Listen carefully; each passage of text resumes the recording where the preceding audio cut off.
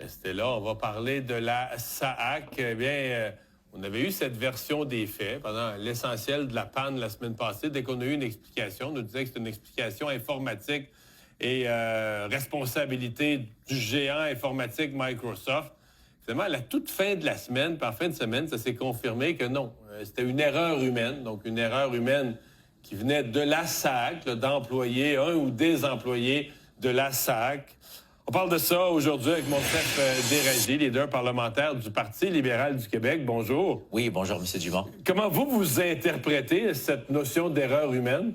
En fait, c'était prévisible. Il y a juste les gens de la SAC et le gouvernement qui a acheté l'idée du départ que c'est la faute de Microsoft. Donc, il n'y a personne qui a cru dans cette version des faits.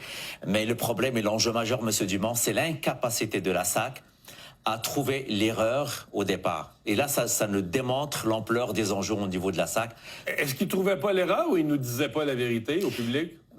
Les deux en même temps. Pourquoi? Parce que comment ça se fait qu'à l'intérieur de la SAC, on a véhiculé une information, on l'a donnée au PDG, le PDG a briefé Mme la ministre Guilbeault et par la suite le ministre de la Cybersécurité. Ça veut dire qu'à l'interne, il n'y a pas de processus qu'un employé déclare que lui-même a fait l'erreur. Parce que dans n'importe quelle société, quelqu'un qui manipule les systèmes informatiques, il y a une procédure et des processus à suivre. Quand l'erreur est humaine à l'intérieur, tu avises ton supérieur. Je viens de foirer. Absolument, absolument, c'est le mot. Vous l'avez bien dit, je ne peux pas l'utiliser, mais vous avez raison. Il avise la vice-présidence en technologie d'information et la note est montée au PDG. Force est de constater que ça n'a pas été fait. Donc, ce qu'on a dit, c'est une faute de Microsoft, ça a été la seule chose facile. Et le gouvernement, il est chanceux, il a SAC, parce que sur la place publique, on n'a pas entendu les gens de Microsoft dire que, attention là, ils ont été gentils, ils ne veulent pas perdre leur contrat, eux, là, mais il aurait pu. Mais il aurait pu, parce que nous, on vous a donné le matériel, c'est à vous de le gérer. Le deuxième enjeu, monsieur Dumont, qui est très grave, c'est que une panne, une attaque de cybersécurité ou un incendie ou un feu, c'est des risques que n'importe quelle société doit gérer.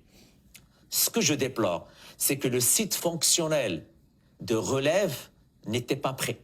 Parce que si le site a planté à Québec, règle normale, le site fonctionnel de relève doit continuer à fonctionner pour permettre à l'ensemble... Pour pas que tout s'effondre, là. C'est dans n'importe quelle société. N'importe quelle société. Tu ne peux pas utiliser un seul site. Tu as deux sites, et j'ai démontré dans les crédits qu'il y avait un appel d'offres pour justement avoir un autre site fonctionnel à Montréal en cas de panne à celui de Québec. Donc, à part qu'ils ne gèrent pas leur shop très bien, le processus n'est pas fonctionnel parce qu'on ne savait pas est-ce que ça a été une erreur humaine ou pas. Mais l'enjeu qui m'inquiète, est-ce que c'est demain on a une attaque de cybersécurité parce qu'il y a beaucoup de données à la SAC?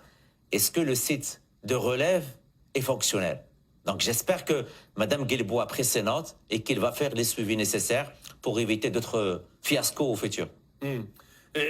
La semaine passée, c'est le ministre de la Cybersécurité, c'est M. Bélanger qu'on a envoyé là, en entrevue. En fait, là, il ne veut plus nous parler, mais qu'on a envoyé en entrevue.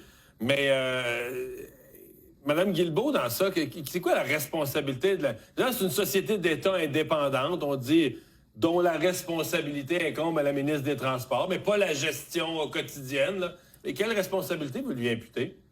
C'est elle la responsable de la SAC, M. Dumont. Depuis le début, là, il y a une accumulation. Je peux comprendre, première erreur, on peut lui trouver une excuse. Mais là, maintenant, c'est une cascade d'erreurs. Et M. Bélanger s'est fait avoir. Vous savez très bien, quand il y a une crise, l'ensemble des ministres reçoivent des notes le matin. Mme Guilbeault, et j'étais au Salon Rouge, vous comprenez très bien ce que je vais vous dire maintenant, a refusé de répondre à la question sur la panne de la SAC. Son leader lui a demandé de se lever. Ils ont le droit de choisir n'importe quel ministre. Mais c'est M. Bélanger qui a défendu son équipe et qui a répondu pas une fois, il a répondu 3 fois. Donc la principale est 2 complémentaires. Ça en dit long sur la prise de responsabilité de Mme Guilbeault. M. Bélanger s'est fait avoir avec les lignes qu'on lui a données le jour même, qui disait que c'est Microsoft le problème. Mais encore une fois... Vous pensez que lui a été pris pour répéter quelque chose qui n'était pas... On a envoyé le ministre au bat à dire quelque chose qui n'était pas exact. Là. Monsieur Dumont, vous savez très bien comment ça marche, les notes ministérielles le matin. L'information que le gouvernement a reçue de la SAC disait Microsoft. Monsieur Bélanger avait ça entre ses mains. Mme Guilbeault aussi, mais Mme Guilbeault ne voulait pas se lever pour parler encore une fois de la SAC, parce qu'on le voit, ça fait plusieurs enjeux avec la SAC que Mme Guilbeault vit.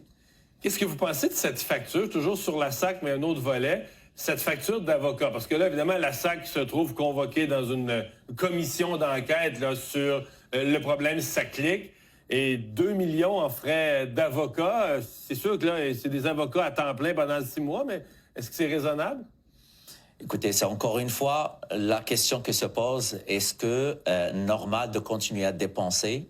C'est un fiasco qui malheureusement ramène la question d'imputabilité. La SAC a une vice-présidence affaires juridiques, donc je pense que la demande elle est très forte pour répondre aux besoins de la commission Gallon, mais encore une fois, c'est des pertes d'argent et des pertes d'argent public malheureusement dilapidées. Qui s'accumulent, oui. Ouais. Monsef Déragi, merci d'avoir été avec nous aujourd'hui. Merci, M. Dumont. Qu'est-ce qu'on retient de cet épisode? Là, tout est rentré dans l'ordre au niveau informatique, mais ça laisse une drôle de saveur au public, là. Clairement, le fiasco, la SAC, qui continue. C'est ça qui est terrible, c'est qu'on pensait avoir vu le pire. Et puis, ultimement, ça se poursuit, puis on voit le niveau de désorganisation, ultimement, dans tous ces contrats et dans leur fonctionnement. Je veux dire, si ça avait été une panne de Microsoft, ça n'aurait pas été seulement la SAC qui aurait été affectée. Alors, tu te demandes qui gère et est-ce que c'est lié? Est-ce que la commission, la commission d'enquête, est-ce qu'on va aller au fond de ça puis comprendre jusqu'où ça va? Clairement, on n'est même pas capable de répondre à l'interne sur ce qui se passe. Puis au-delà de ça, c'est un enjeu de confiance à terme. Si tu peux plus, comme public, même comme député ou ministre, faire confiance à l'organisation, tu t'en sors pas. Parce que le problème avec ce qui s'est passé, c'est pas tant qu'il y a eu un problème informatique dû à une erreur humaine. Ça arrive. Bon, ça arrive beaucoup à la SAC, mettons, des enjeux informatiques et des problèmes informatiques. Mais c'est qu'ils sont sortis en nous disant, c'est pas nous. Inquiétez-vous pas, c'est pas nous. C'est correct. Nous, on est bons, là. C'est vraiment Microsoft. Puis le ministre est sorti. Donc, le ministre a mis sa crédibilité naissante en jeu sur des informations de la SAC qui étaient erronées. Donc, comment tu peux, comme organisation, te dire que c'est normal de sortir, d'expliquer à tout le monde que c'est pas toi, que t'es correct, que t'as lavé plus blanc que blanc, puis que finalement, tu reviens pour faire « Hey, excusez, on s'est trompé. Le ministre, il fait quoi là-dedans? On te coupe une autre tête parce que les coms marchent pas, on coupe une tête parce que l'information a mal circulé. La confiance du public envers cet organisme-là, hyper important, est complètement à terre, est à zéro.